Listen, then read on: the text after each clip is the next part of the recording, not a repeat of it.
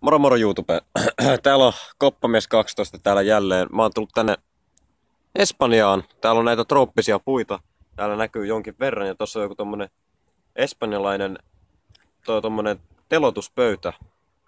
Tossa mun opas kertoo, että tossa niin kun mestataan näitä ihmisiä, ketä täällä on ja siinä ne sitten on ja sitten ne haudataan tuohon kukkapenkkiin.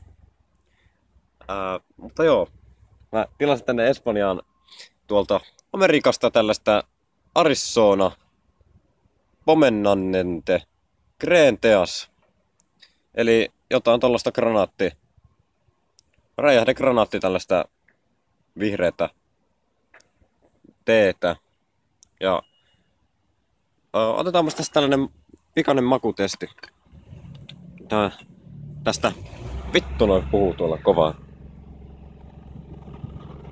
Ei niitä näy tässä, mutta ne on jotain vandaaleja, näitä paikallisia espanjalaisia, kun niillä on semmonen aamurutiini, että ne aina pitää tuollaista saatanamoista mekkalaa. En tiedä, onko ne sitten aamupaskalla vai miksi toi kuuluu, mutta kumminkin joo, ostin tän Arizonan, niin otetaanpa tästä makutesti.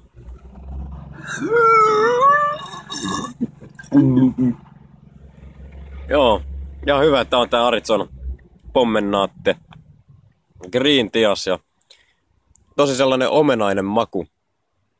Omenainen maku tässä ja tosi hyvä on. Tilasin sen tuolta Amerikasta, niin se maksoi sen 12,33 € tää pullo. Ihan hyvä tää on.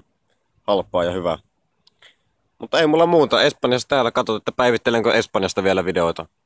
Voi olla, että menen tonne Australiaan tossa jossain vaiheessa, mutta sieltä tulee sitä ainakin videota.